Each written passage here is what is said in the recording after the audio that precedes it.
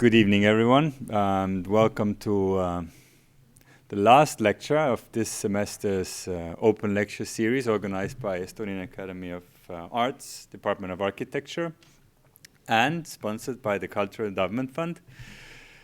As you know, as you've been to the previous two lectures, this semester is titled Close Enough, where we actually always had a rule that we're not inviting people from Estonia, but as things in the world and in our region are becoming quite heated and actually topical, we decided to really focus this semester on what's going on around us, looking at kind of spatial operators and operations that are kind of unrolling within our kind of tangible realm. So things that we can relate to here in Estonia and things that actually kind of have a relationship with Estonian space. So, last but not least, we have Jonas. Unfortunately, Jurga couldn't join because of illness.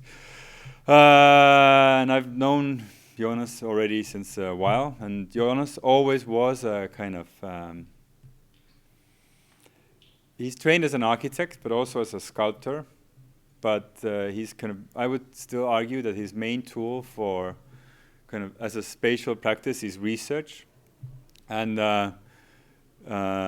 he kind of really tries to start from a very kind of wide, almost global context, and then kind of narrow it down and show you how kind of architecture or architectures can be found, for example, in infrastructure, and how, for example, infrastructure can be seen as public space, and as such is relevant to our societies. But I will give the mic over to Jonas now. He will tell us some stories. So join me welcoming Johannes Tsukowskas from Vilnius. Thank you.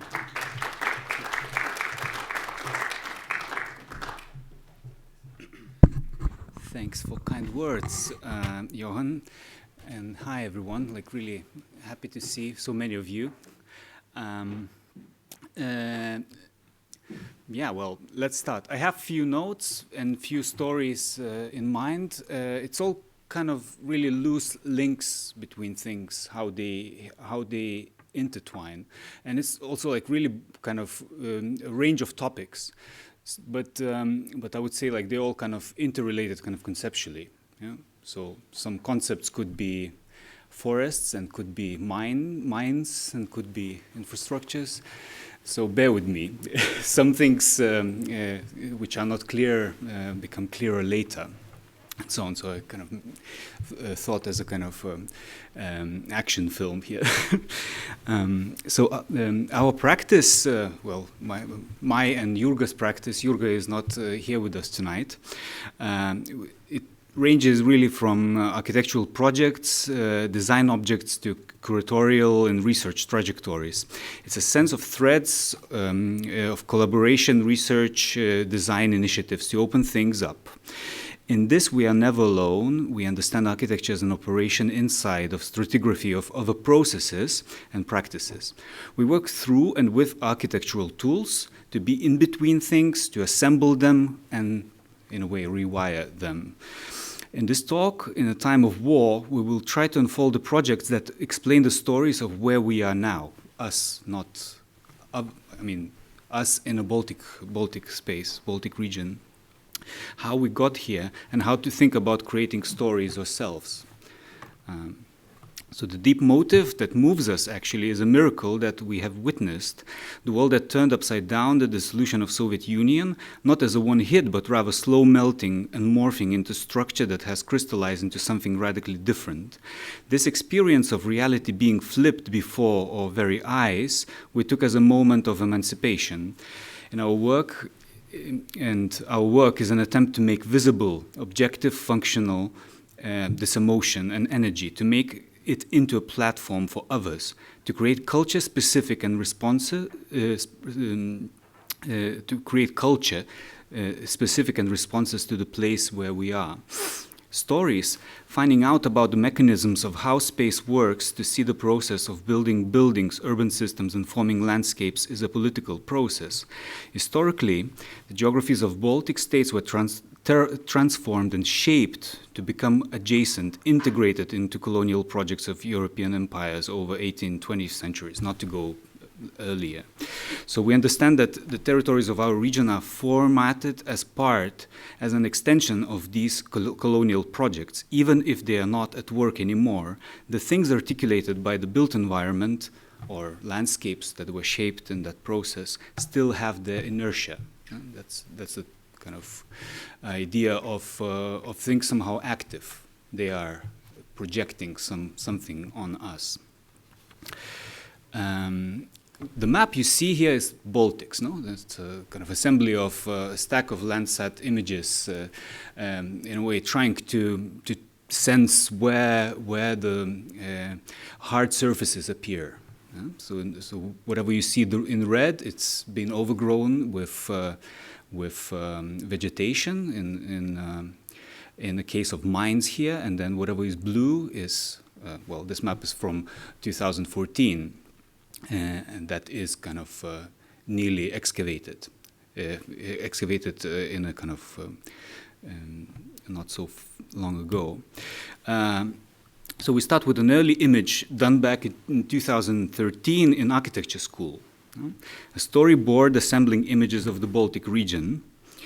Polyptych, a board of many images assembled in the form of Atlas, a field of initial interest, driving further research on the region of the Baltic States and outlining possible intervention.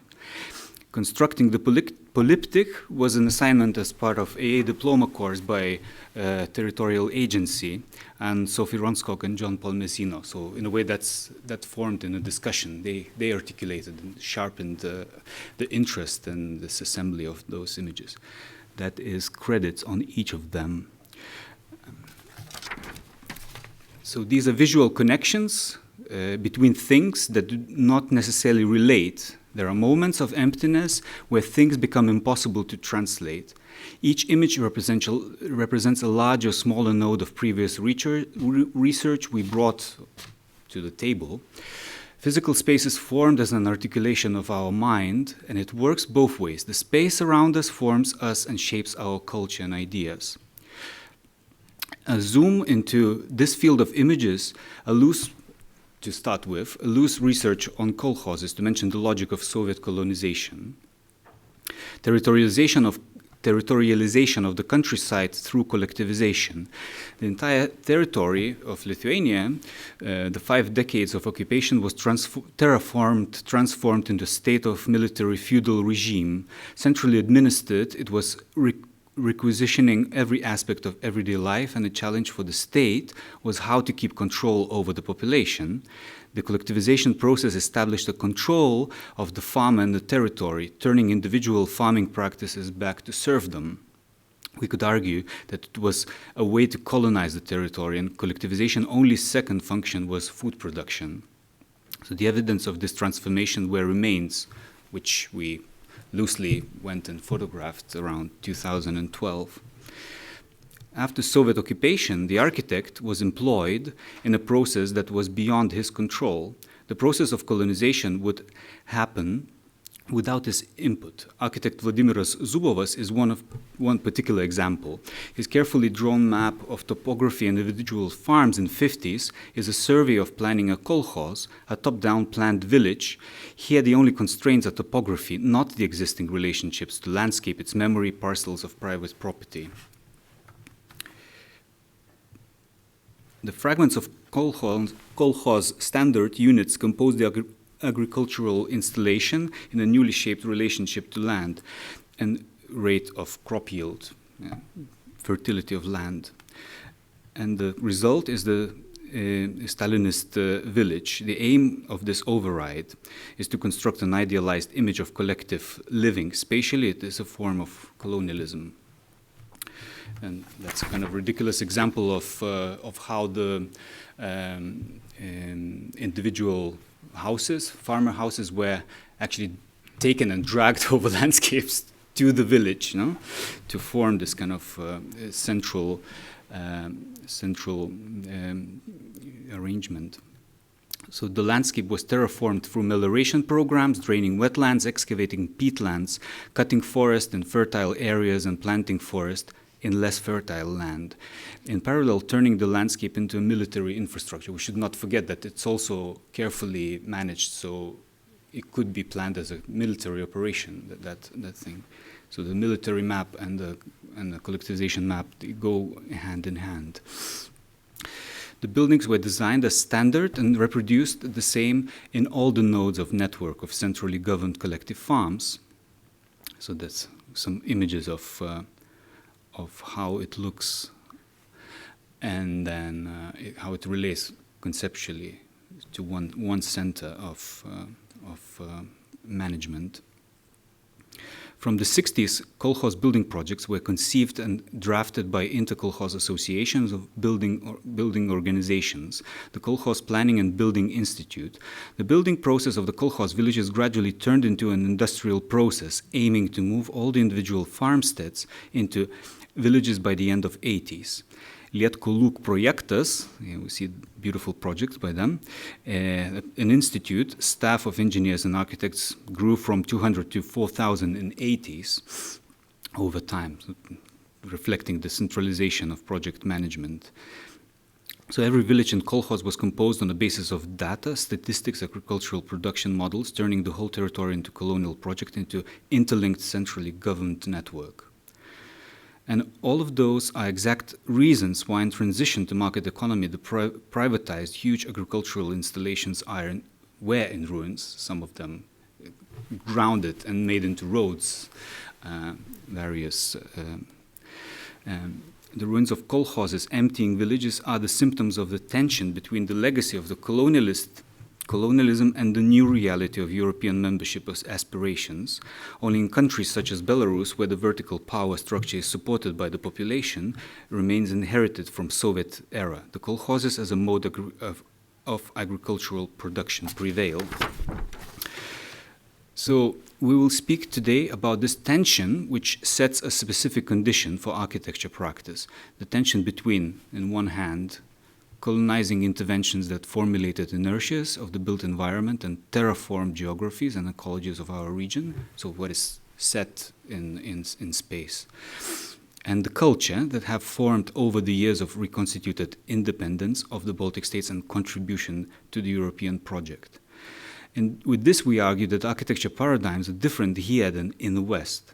We are driven by the values and aspirations, not only market forces. We can not simply and blindly implement elements of architecture to compose site-specific articulations. This would be self-colonization. Infrastructure, material space, is a form of subconscious of the politics. This became evident with the ongoing war in Ukraine. Countries most reliant on fossil fuel supplies and economic ties with Russia are least capable of responding to its colonial ambitions. No? The ongoing scandal with Germany, no? Like the refusal to supply and help and sending particular things, not all they can.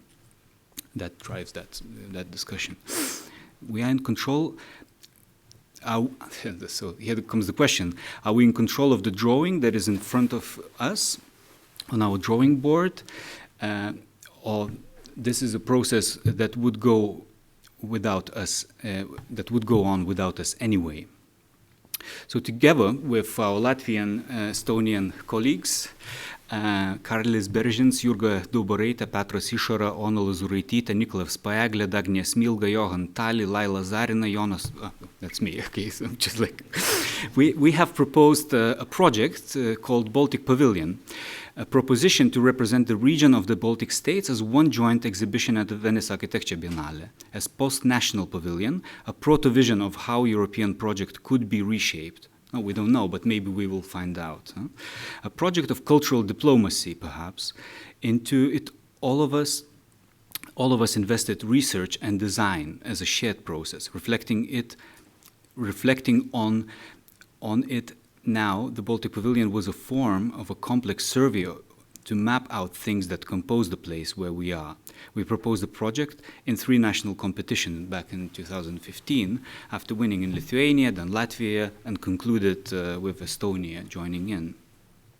So installed in infrastructural space of Contemporary Art Center, that was the better version of the Baltic Pavilion, which was an exhibition prior to that as a part of Baltic Triennial in Contemporary Art Center, was a preview of the project.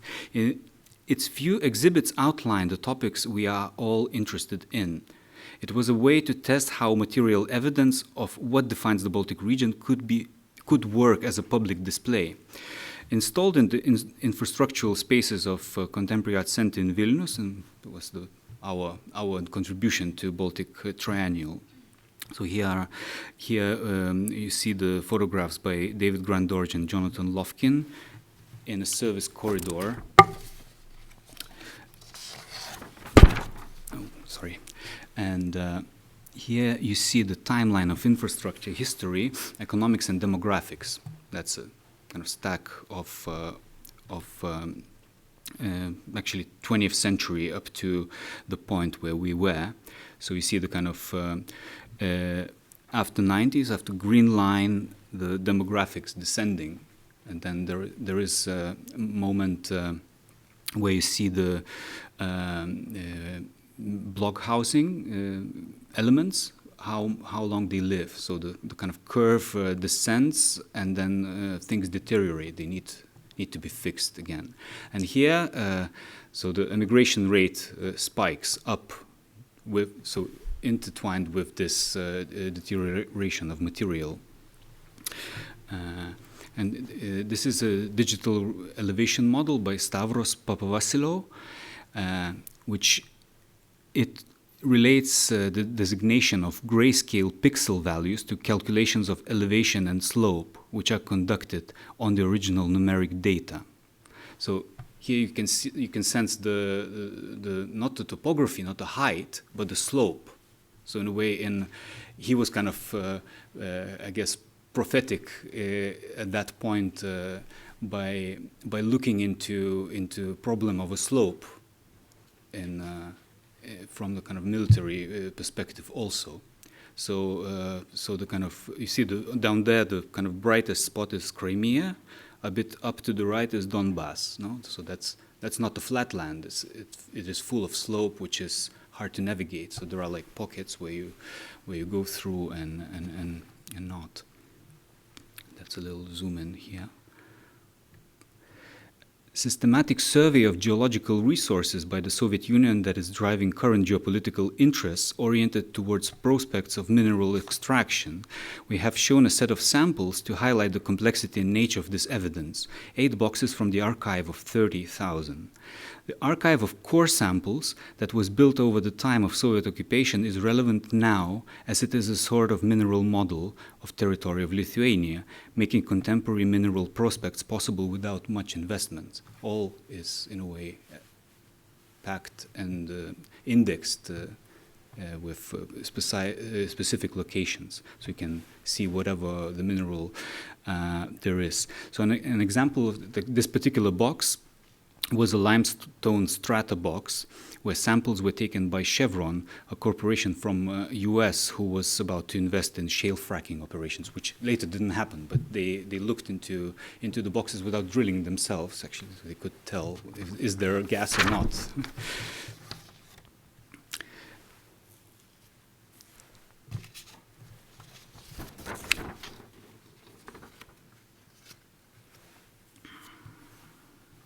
Exhibition of evidence of material inertia keeping us close to the colonial project of a former USSR through infrastructure links and fossil fuel supply lines in contrast to cultural and political aspirations. That's how I kind of secretly understood the Baltic Pavilion, actually. So the tension here of these two trajectories, the stories of liberation, emancipation, and European integration, come at the same time of realizing that our futurity, what is to come, is very much shaped by the material space and things that are at work. So this building, we found through research, it's very interesting. We helped Ines Weissman with her project Dissidents Through Architecture by looking in Biennale archive, and we realized that this is the building where an exhibition of dissident artists in 1977 was held, and then we realized that actually this is not a warehouse. It is a beautiful building, really used by Venetian community, and it's just next to Arsenale. And we traced that it was never there any show in Biennale up to 2013 Pavilion by Raimundas Malašauskas, our dear friend, who curated Lithuanian and Cyprus Pavilion in that building. He also used that as a kind of protagonist also. That's a model we made for the building. And then that's our group who were thinking about all what was happening with that. So that's the Palazzetto dello Sport, designed by Enriqueto Capuzzo. That's his only building, and I guess it was so ugly for Venetians that he got really, I mean, bad name or luck, I don't know. He died in 2000. He passed away in 2013, actually, when Raimundas did the pavilion there. So he could not come to that opening. So the kind of ugliness is actually a political statement of brutalist architecture at the time, when the function, the kind of pure function of material, coincides with ethical dimension. What you're trying to achieve. So the big span, built cheaply over the sports hall, that's the aim. So that's why it's so not decorative, in a stark contrast with Venice.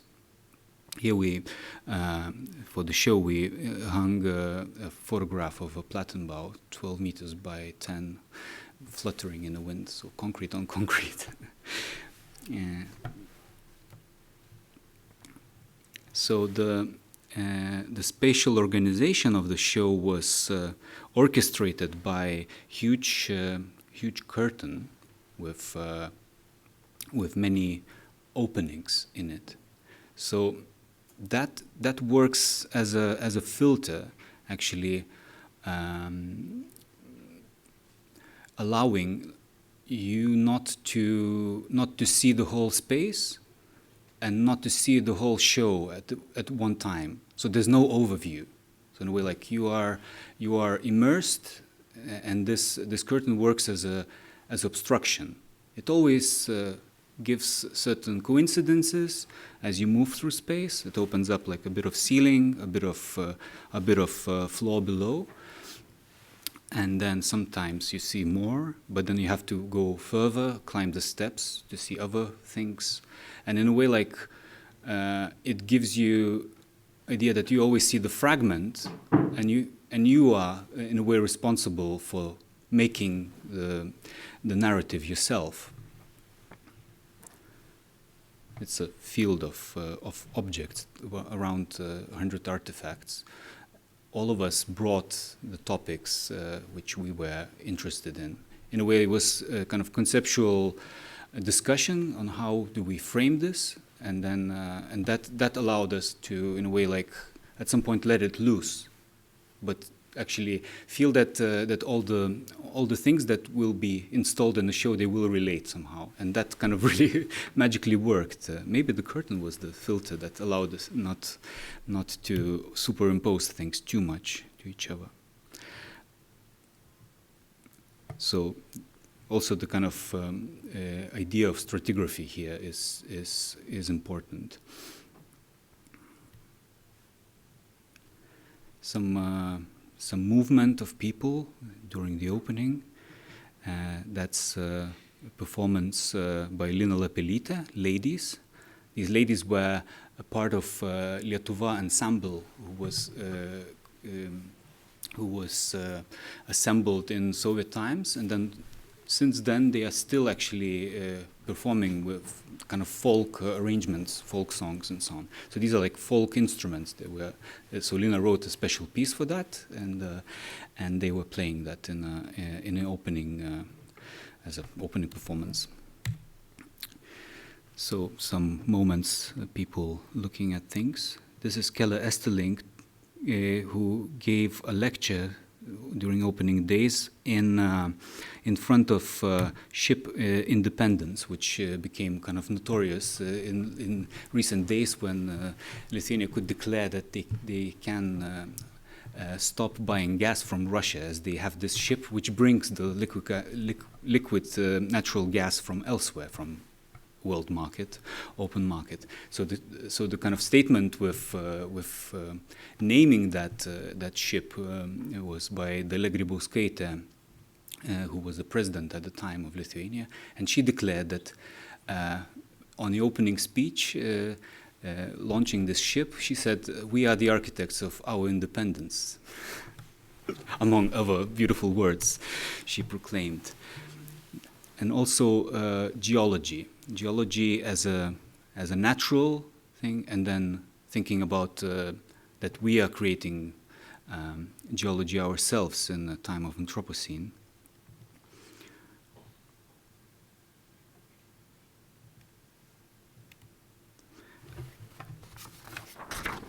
So the Baltic Atlas was a project in its own right. Instead of an exhibition catalog, we have decided to use an opportunity to commission 30 texts to have a widely distributed book containing the future-oriented ideas of the time, which are about this region. So the book may be read independently from the exhibition. It consists of fictional texts and ingredients towards the text that look into material evidence, influences and processes currently shaping infrastructural and built space within the Baltic region. As the exhibition, the Atlas also features work from outside of the architectural profession, including politicians, ambassadors, investment bankers, ecologists, and anthropologists, that give insight into new frontiers that architects will soon have to face. In a way, that's kind of proposition that there are topics of infrastructure and urgencies of dependencies that we have to kind of think how to solve. That's a bit of a...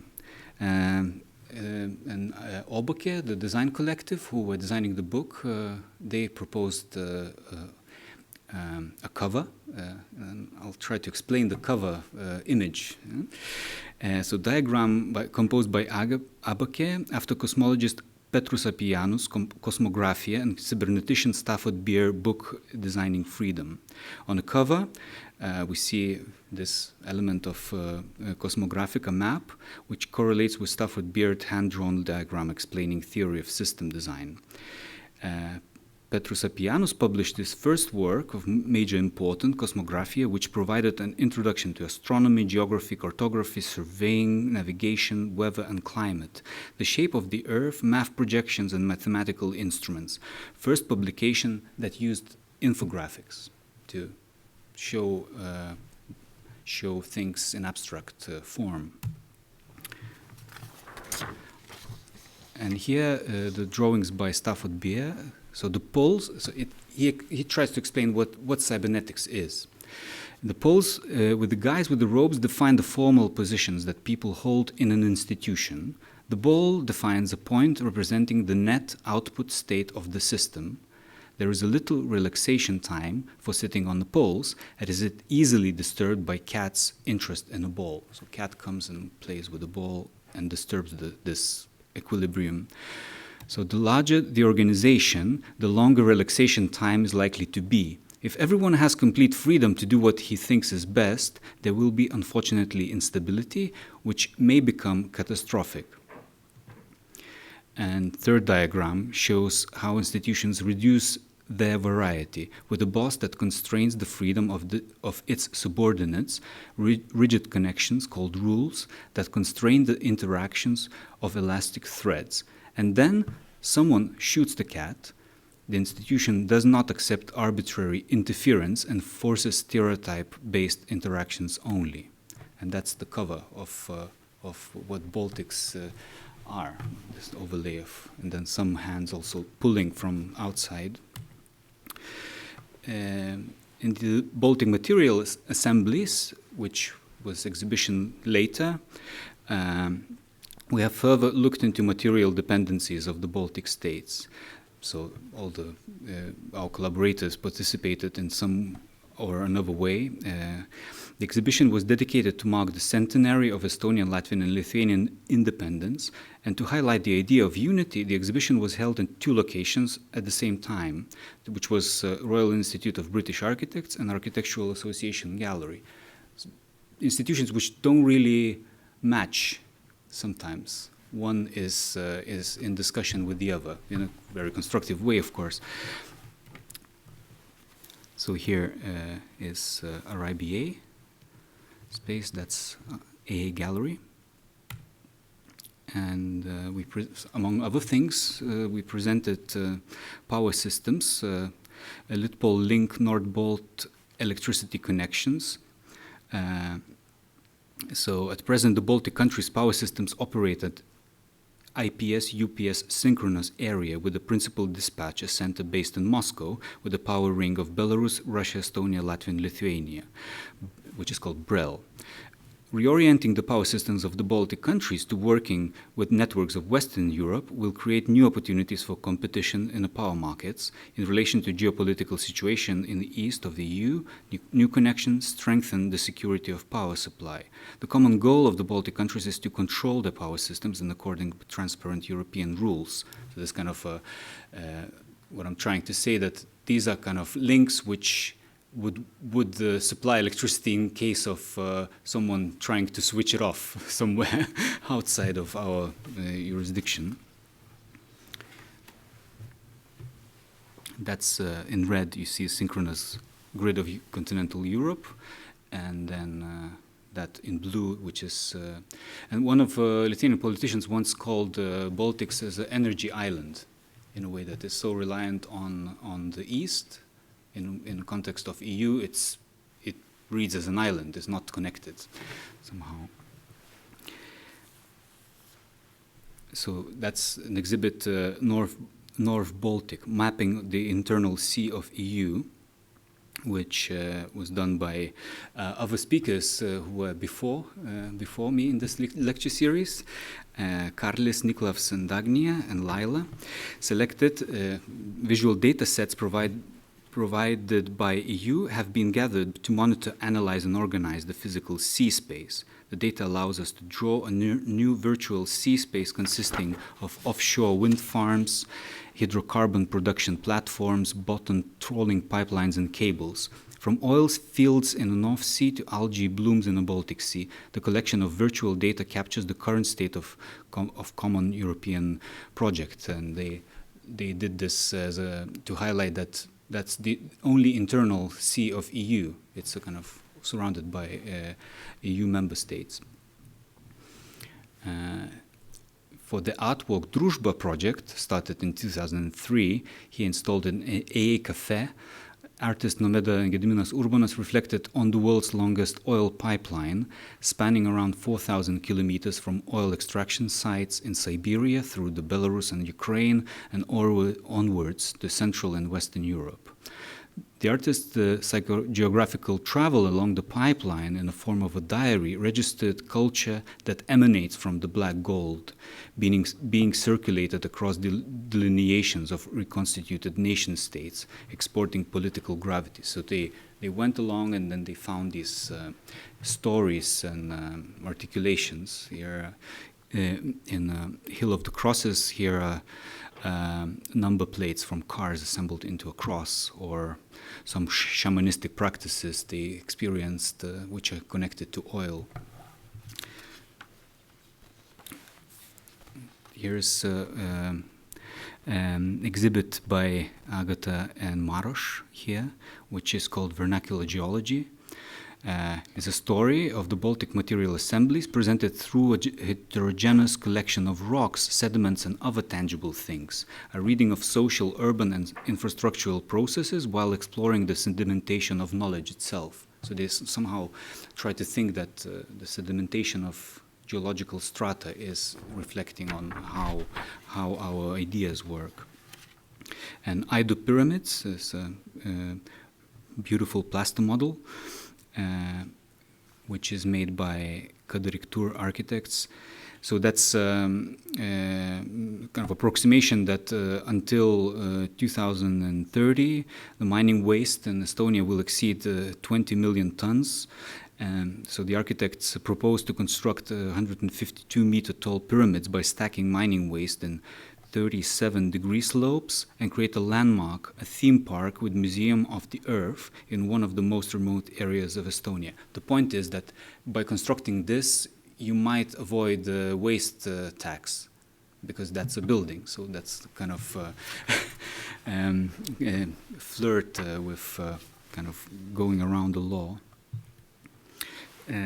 Later I wrote this article on Nord Stream 1 and 2, which was published in a magazine Arc Plus dedicated to Europe, in a way exploring what Europe is.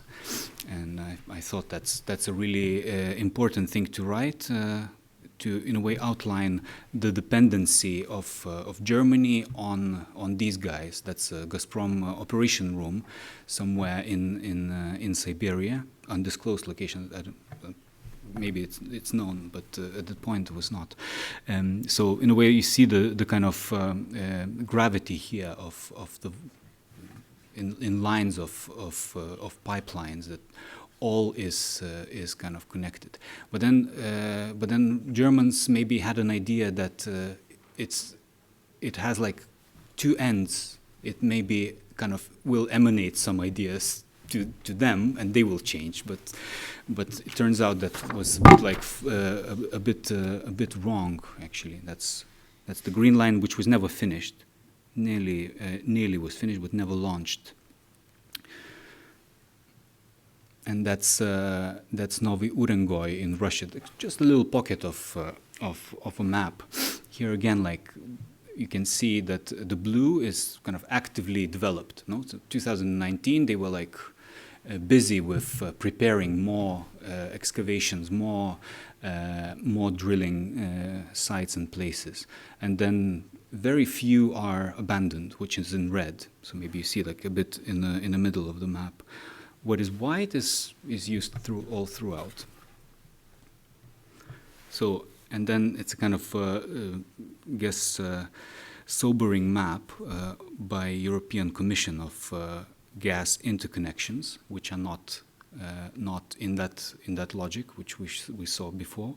And here we see what is completed and that what is to be completed. So in a way, it's like a lot of work to be done to change the gravity of these networks.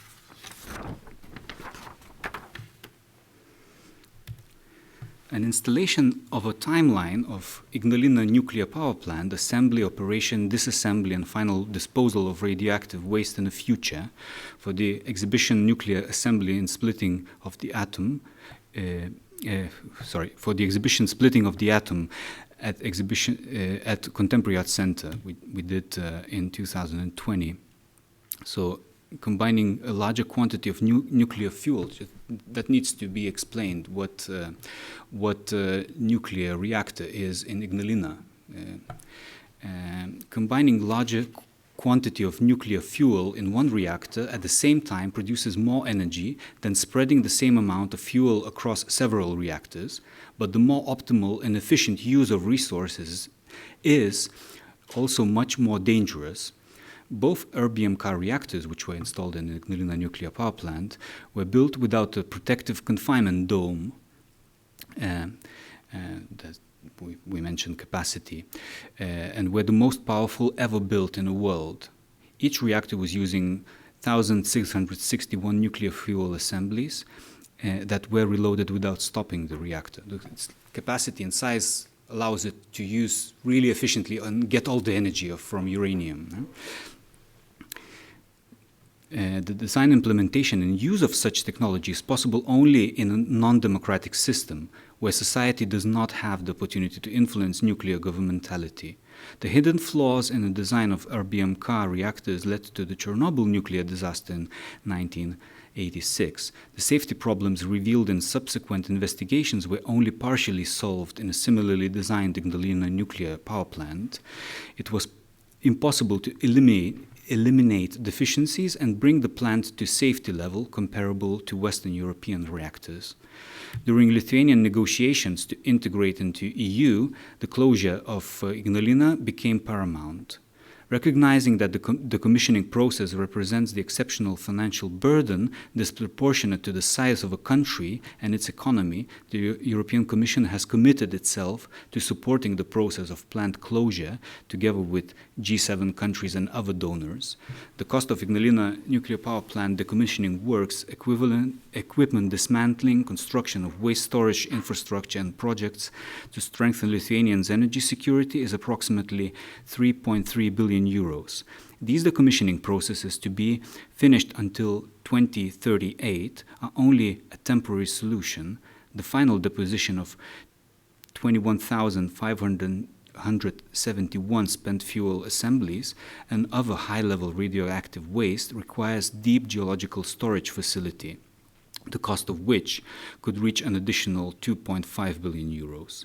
These funds and the precise location of the storage facility in the territory of Lithuania are yet to be planned, and it should be in operation by 2080s, perhaps. It will require some referendums and so on.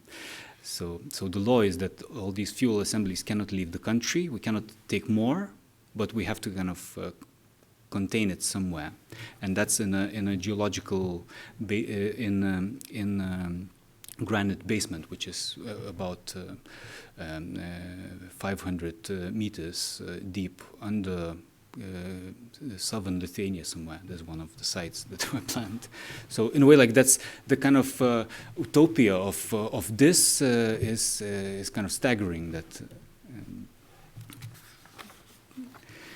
some images here, which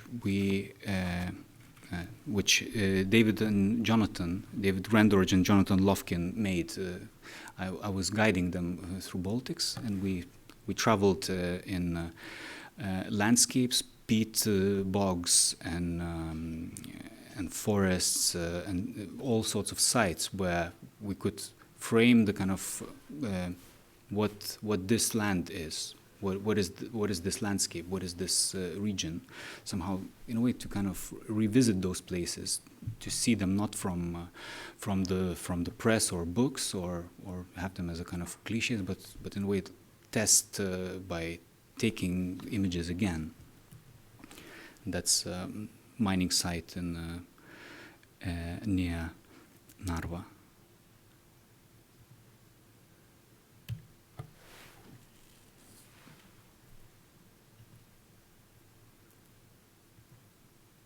This is, in a way, kind of the most maybe northern point we photographed. It was Sirgala mine. We had to cross the bog because it was still frozen, so we could walk over it. And then we entered, and then we found this excavator there, which was built in Donbass in 1984. And the kind man who was there, he showed us around, and we walked up this excavator, and he pointed us to the landscape and showed that that's the landscape he was digging for the last 12 years. So this interrelation of the past and the present, we recently released an application you can all download and look at it, which tells a story of National Gallery of Art in Vilnius, which was earlier a revolution museum. So the composition of the building is dictated by the revolutionary narrative from 70s when it was composed, to in a way express the energy of revolution and causality of the events. So all the halls in it are related in this kind of linear structure. But it was reconstructed, and maybe to go back to this image, it was reconstructed and left as a document, and extension was added. So there's a big hall, and then these like 2 large screens which contain offices as a kind of side intervention. So in a way, the building, which was all reclad in plasterboards and new materials with new lights, and there's nothing Soviet in it. So we created this app, which in some instances tells the story of the building. That here was a map of industry of Lithuania and Communist Party contribution in building that industry was installed here, and now there is like these artworks. So it's in a way this kind of overlay of two things. Is the object of this application. If you're not in the building, you can see few objects, not all of them. So welcome to Vilnius, and you can go through the spaces and find these in a way. I would say like ghosts, which somehow are still present. They explain the space, which maybe you would not be able to read otherwise. Following the forest debate, which became really intense between timber industry and sustainability objectives and biodiversity conservations, which in a way somehow it feels are kind of incompatible, or there is like a really huge clash between them.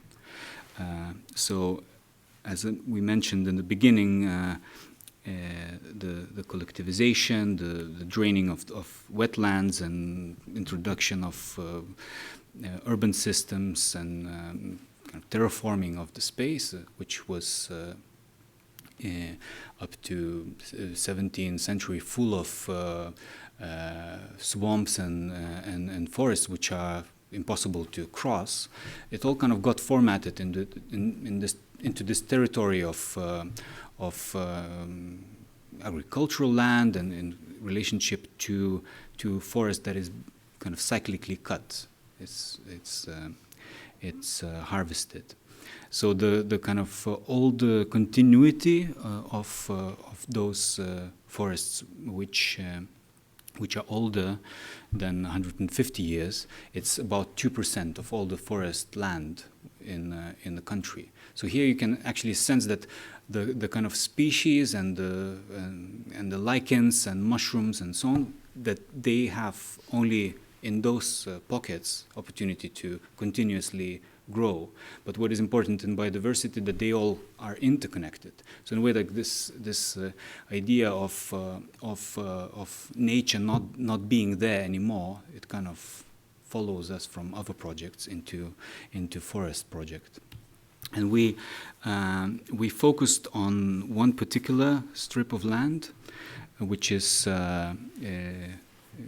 Curonian Spit, which separates Curonian Lagoon. You see on the right this huge water mass, and Baltic Sea, and that's a strip of sand which is forested, and that's a UNESCO heritage site, of course, which is declared as UNESCO heritage site not because of beauty of nature, but because it is a man-made landscape. So over 200 years, it was forested to control the movement of sand. So the water from the sea doesn't go into the lagoon, which is clear water, and then salty water is on the other side. So that's around like 3 kilometers strip. But also, again, looking into this multi-year spectral analysis map, we can see some blue areas in there, which means that this space is not static. No? So kind of conserved, but it's managed. It always is upkept somehow, and we can mention here that that kind of process, historical photographs of planting forest over the kind of moving sand. It was from the kind of most intensely at the beginning of 19th century, where was financed by the Prussian state. It was Prussia, and they were trying to preserve port of Memel, which is Klaipėda now, from being kind of always overrun with sand, and it was like strategically important for the trade and geopolitical purposes. So that's a huge investment by the state, and that goes together with scientific research and goes with other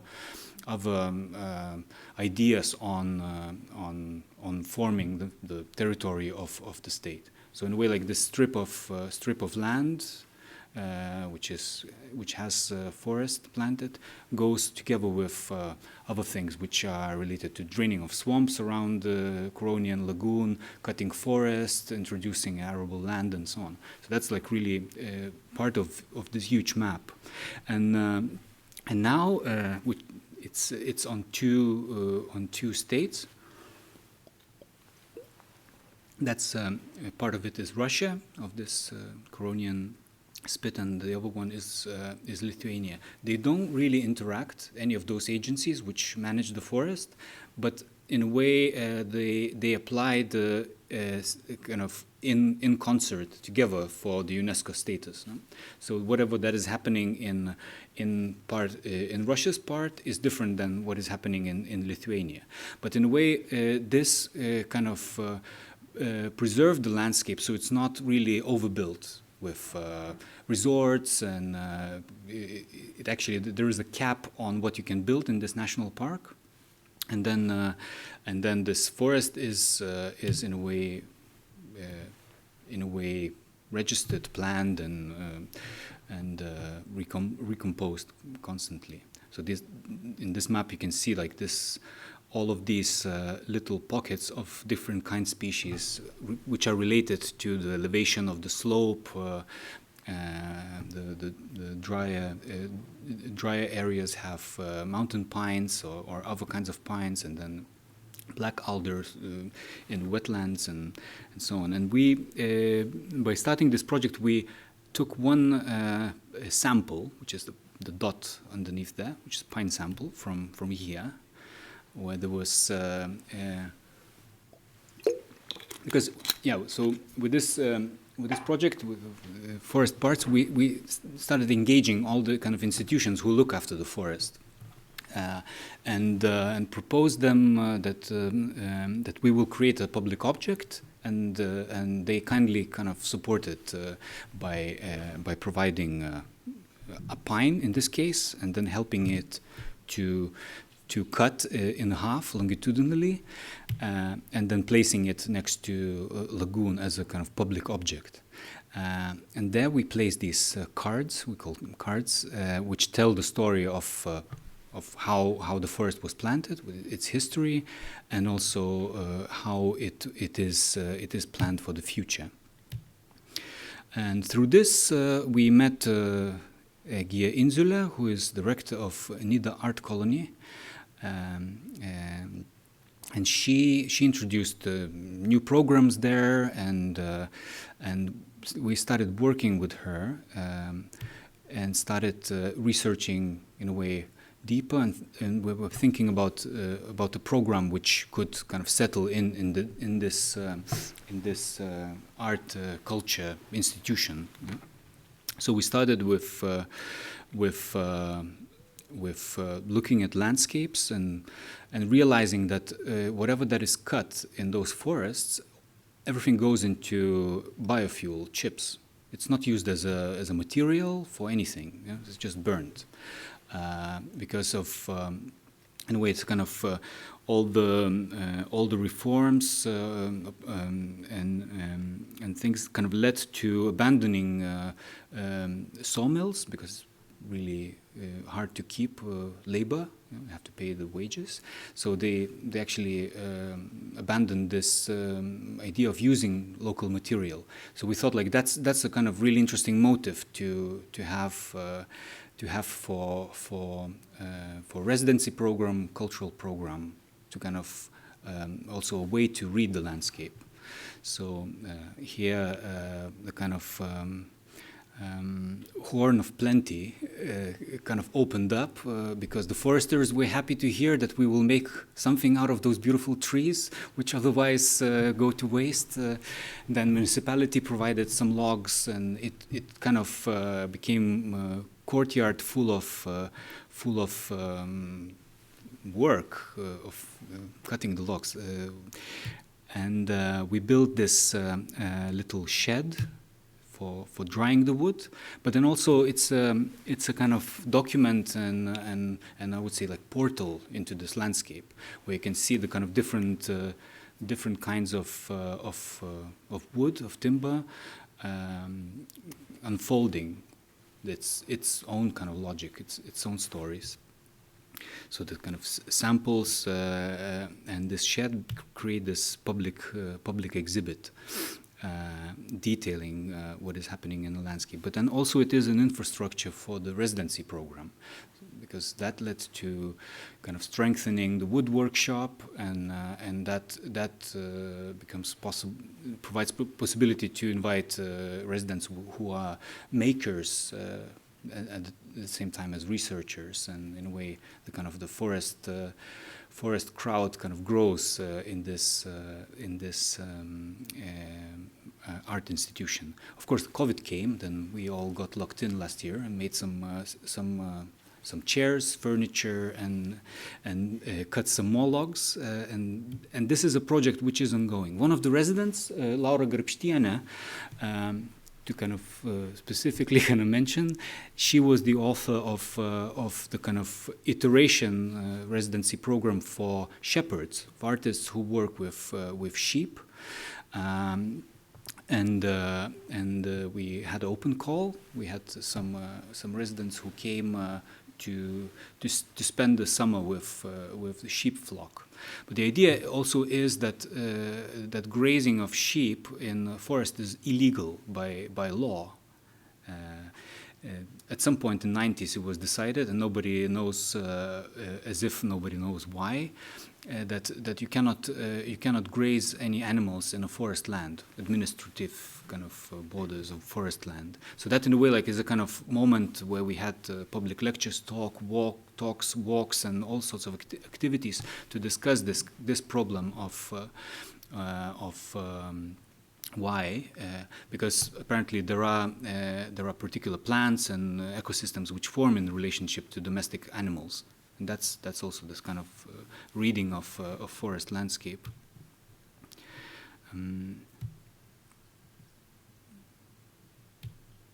That's Laura's wool. She makes wool and dyes it with plants. Getting colors from the plants, what is around her. I would call it a kind of form of photography on actually sampling the landscape and having the sheep in a forest. In a way, it kind of is this palette of things.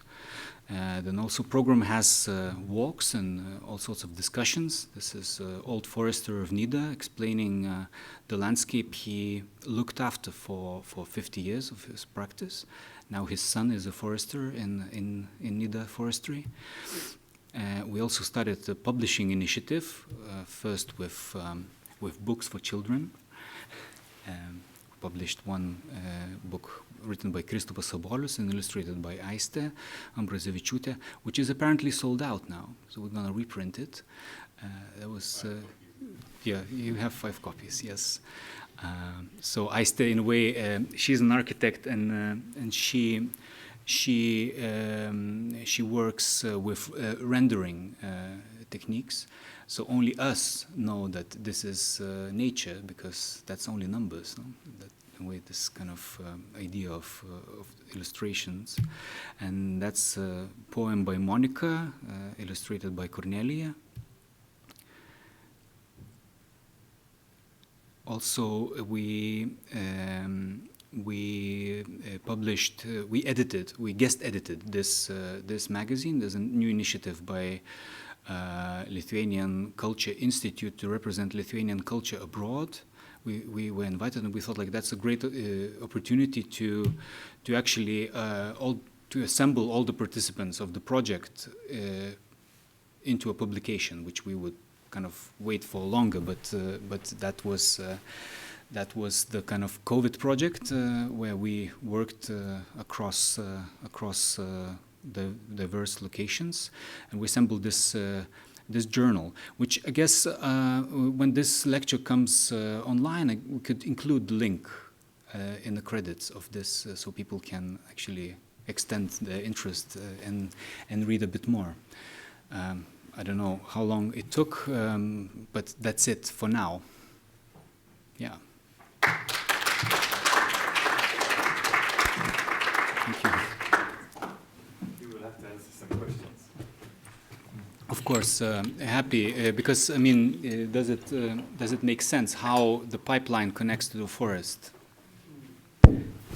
So, round of questions. Who starts? Usual suspects.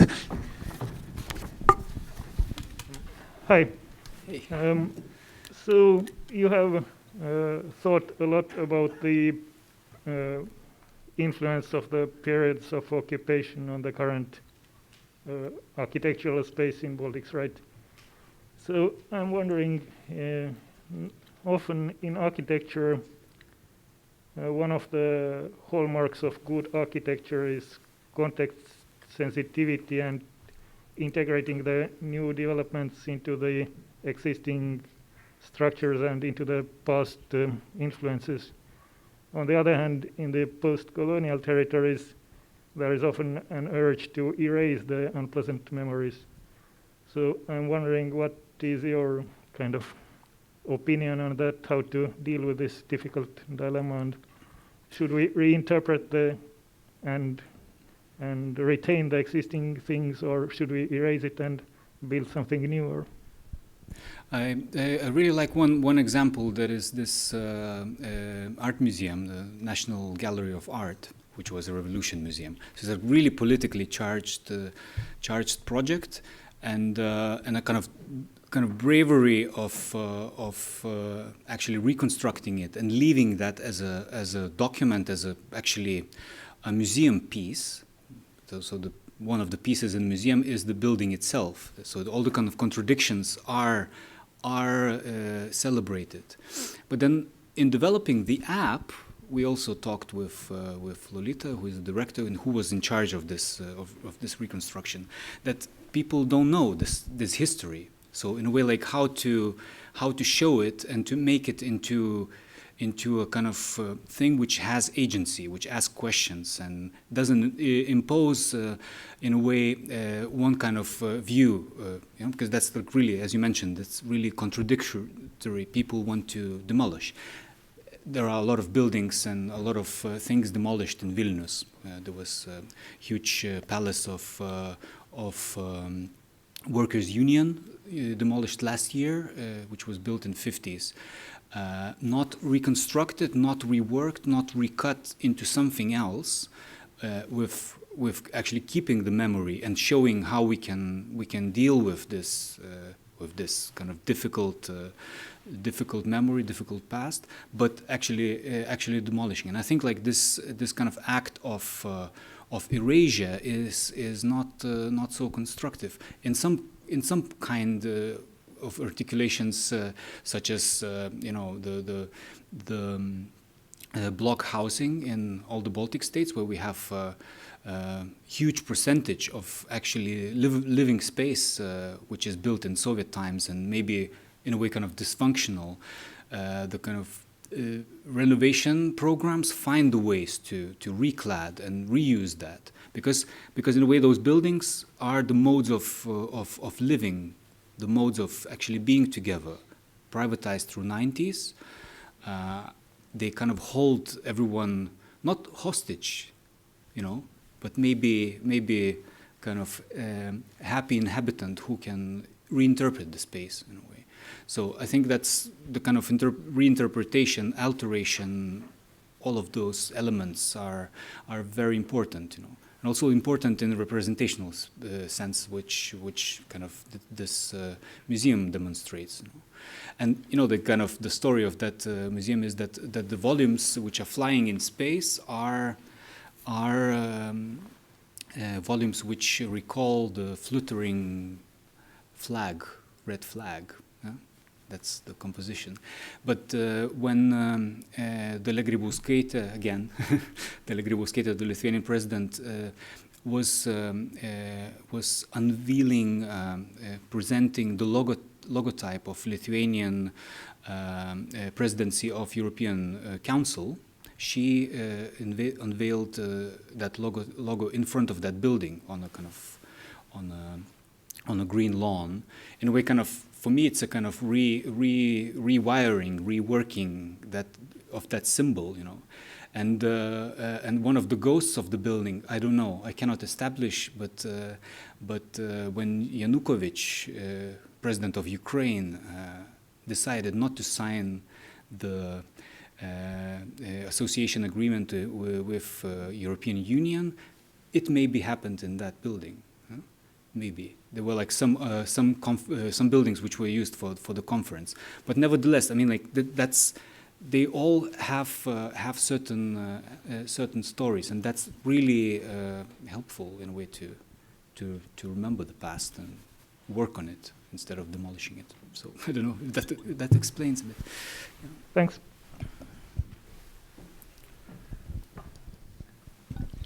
Thank you, Jonas, very much. This was super interesting to see, kind of connecting the dots. But I really appreciate how you sort of do this longue durée analysis in very many cases of the geographies. But could you open a bit up your methodological and theoretical background? Because I was, in some sense, I really appreciate how you put together the talk. But then I was wondering how far can you get without using words like modernity or the Anthropocene?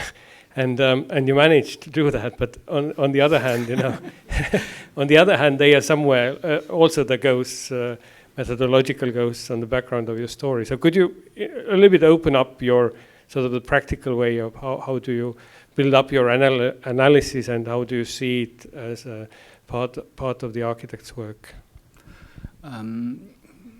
Yeah, it's a. Well, I guess, what we're trying to do is, because we not only do architecture, we also do curatorial projects as a kind of architectural intervention. So in a way, like the kind of, or writing as a kind of form of articulating space, no? And that's what it is. So we're trying to open things up, no? So to make culture project out of things. And I think like architects are never those who are responsible for construction part of a building or its electricity part. There are experts who are like really good in the pipes and forests and so on. But what we are trying to do in a way, like think at least to imagine how our work could bring those secrets that are in a way in expertise spaces and somewhere hidden, somehow interconnected to become related, no? To become architecture. No? So the architecture is for me is a kind of mode of being in between, this kind of negotiator, mediator between other practices. So if you build a building, that's what you do. You are never in a way an expert in particular thing, but in a way your idea is that things kind of come together and articulate kind of broader spectrum of culture, which is not electricians' work or constructors' work. So in a way, like that's this kind of in betweenness of things. Yeah. Yeah, I see that, but what I mean is that nevertheless you have a theoretical framework how you approach your stuff. It's not only these expert disciplines. You also have this kind of a socio-political framework that you use. So how do you, what are your, maybe put bluntly, what are the authors you read, or what are the theories you use in kind of getting to the material? Because even before you So to start the analysis, you in a way have to figure out what I do first, or where do I go first. It needs some kind of a framework, doesn't it? And I guess for each thing is a different framework.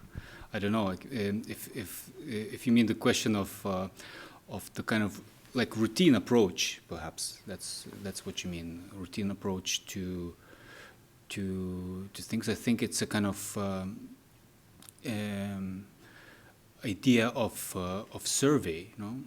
There's some kind of intuition you might have, but then you are always wrong, because one thing is, you enter forest space and then you think, oh, okay, like this is like somehow constructed and assembled in certain way, but then you realize that actually it's much more complex, and so on. So I mean, like it's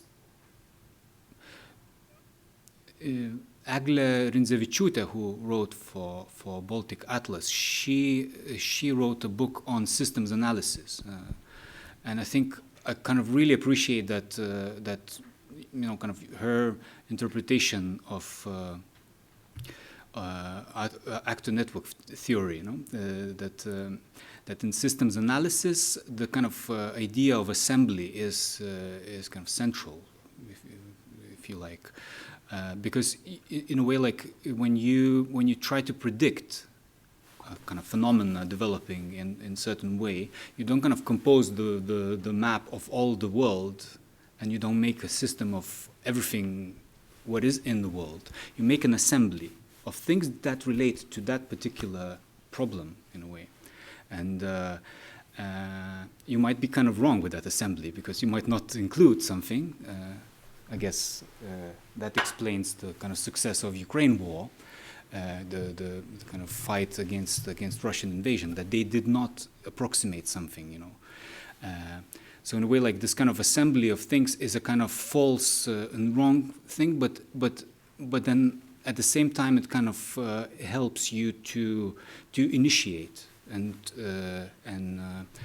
grow things around. I think that's the idea of assembly. I mean, I always mention this idea of assembly in many projects as a kind of tool to loosely relate, this kind of, or think about kind of Dadaist collage, which is a kind of, in a way, collage of hyperlinks, which they point to other meanings which are brought together in this to make this kind of composition, which is maybe subjective.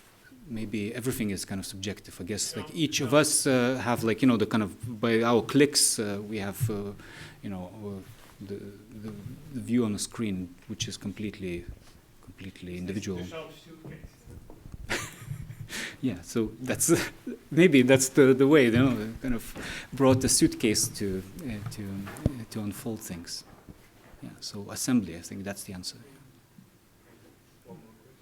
Yeah, for me it was interesting to see these intertwined connections between architecture and infrastructure, and for me I sort of feel like that it's very much embedded into the political circumstances, sociopolitics, and socioeconomics as well.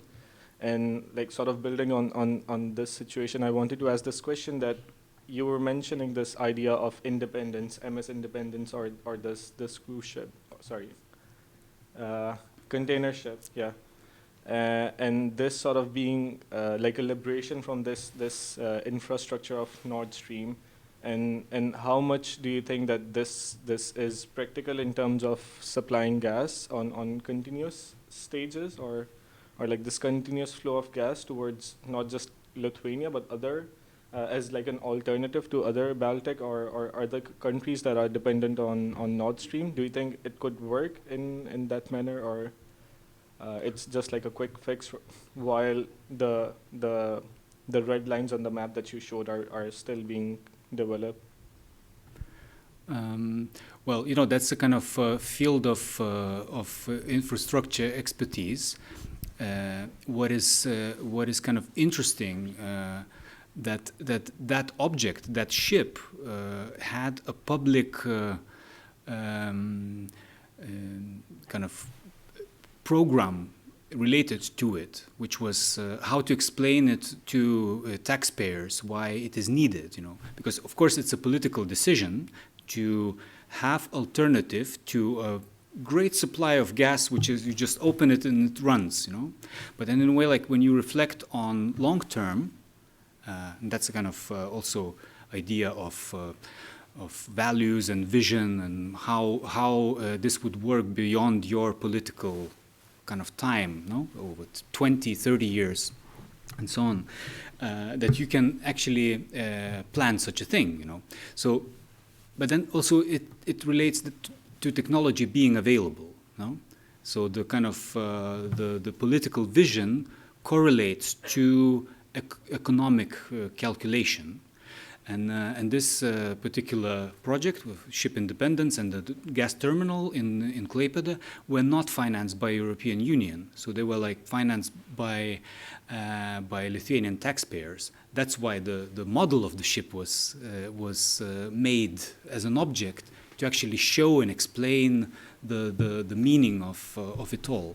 I think that's kind of architectural moment where things become visible, and you have to sort of, in a way, to create this imagination around the object on how it functions and how you will benefit, And this kind of idea that now it's an urgency actually to not finance the war operation by having an alternative to supply. So you just close the tap and then you buy it from somewhere else via this floating device, really. So it's many things, kind of politics, but of course economics work, because when the terminal was opened in 2014, Gazprom dropped the price, trying to basically undermine the project.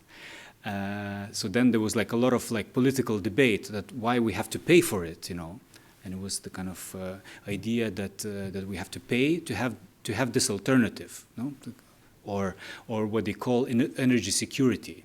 So that's a kind of key word now in a kind of energy market of EU, because they all are scrambling for energy security. So this kind of idea of where you depend on is expressed. Or articulated by infrastructure, Yeah. So I don't know if that kind of loosely maybe answers. Yeah. I have one more last question. Please. If there's no more questions. Oh, there's one more in the back. Yeah. We may quickly ask mine, because I've been changing my questions. Try to be short. If you're the curator, you're supposed to have a question ready when the mic is dropped. Of course. So there have been so many questions, but I have something that's been kind of for the last 20 minutes on my mind, and I wanted to ask you about it. First, I wanted to ask you, how do you define your practice? Like, who are you? Like, if a journalist comes up to you and asks you, like, what do you put as a title under your name? Then I understood that it's not so easy to answer to this question. No problem. And in the kind of course of your answers, I kind of named you myself. You're a spatial explainer. And I actually wanted to ask you about this part of your work, about kind of revealing kind of hidden logic and bringing it into the public eye.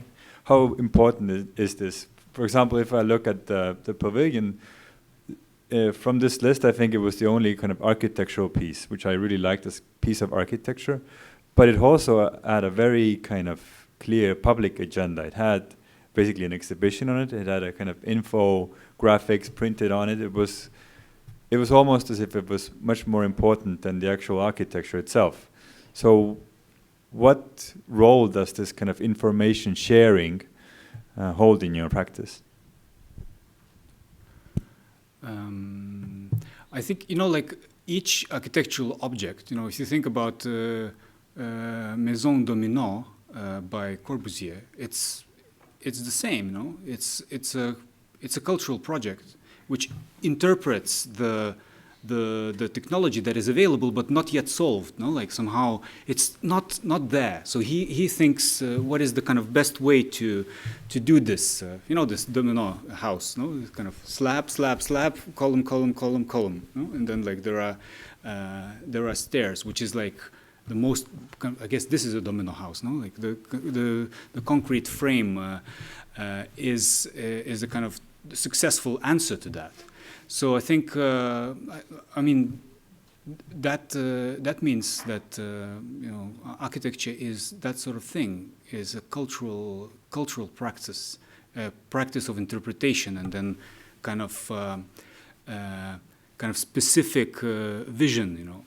So whatever I was like talking here now, it doesn't show like you know.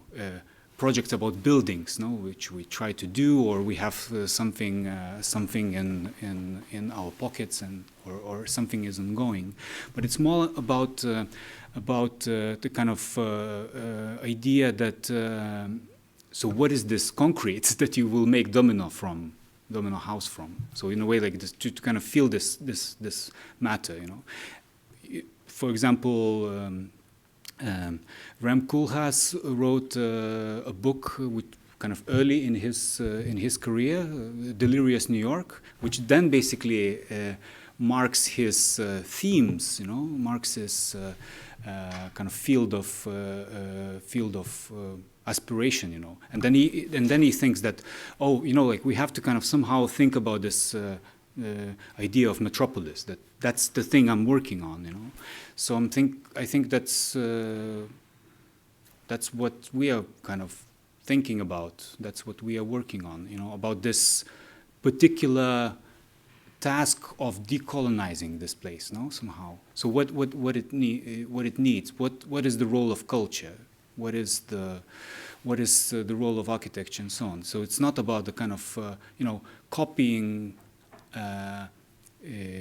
patterns of collective farms and placing them in a landscape, you know, without private kind of property boundaries. But it's in a way like actually feeling that you are somehow in charge. You know, you are the emancipated one, and you are kind of conscious about your role. You know, so think about, you know, like this kind of idea.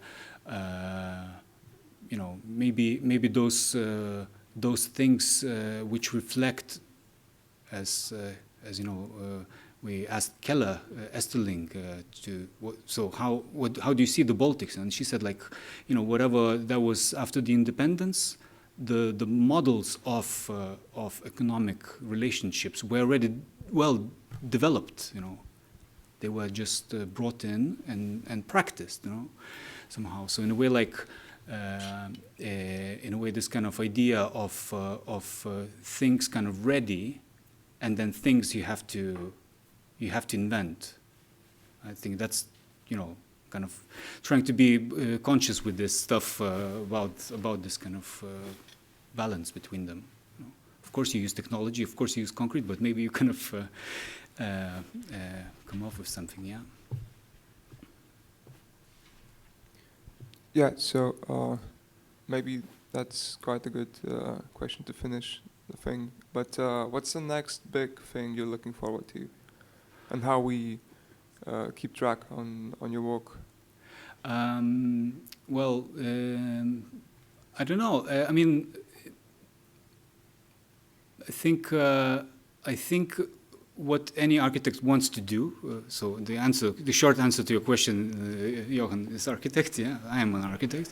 Of course, every architect wants to build, you know, like, but something that he believes in. So maybe that's you know, to follow the Forest Parts Instagram or other accounts is to look for more of things that are spatial resolutions, that they open something, you know, make possible, and then they close something, make impossible. No, so the kind of the management of space is not only writing, you know, not only survey, but of course this kind of idea of a building articulations in a kind of not as a singular ones, but in a flow of other things. That would be the ideal, no? That you don't create just beautiful objects, but you create objects which are meaningful. No? Yeah. Okay, That's a promise, no? I was hoping to get a date of an exhibition to visit, but that's Say again, also sorry? suitable. Are there any definite projects to come, like a exhibition to visit, or I was heading more towards this direction? Like now we work with this Neringa Forest Architecture, this mentioned project in Nida Art Colony, which is a culture center, but in a way like we are trying to knit this kind of network of collaborators and working with that institution in a way like think about how what is the kind of meaning of culture infrastructure to respond to climate urgency and an idea of relationship to environment, because we cannot import this relationship, we cannot get it from books, we have to in a way construct this relationship, and then with the beautiful missions set out by European Union, we will have to go we'll have to go carbon neutral. No? So that's a kind of, a topic to think about, and how to assemble culture practices around that question. Really about this, the biodiversity and sustainability. How are they compatible? Are they kind of go hand in hand together, or they are kind of really separate things? So yeah, forest. Maybe that's a kind of thing we are looking at a lot now. Okay, thank you. I think we're done. Thank you, Jonas. Well, thank you.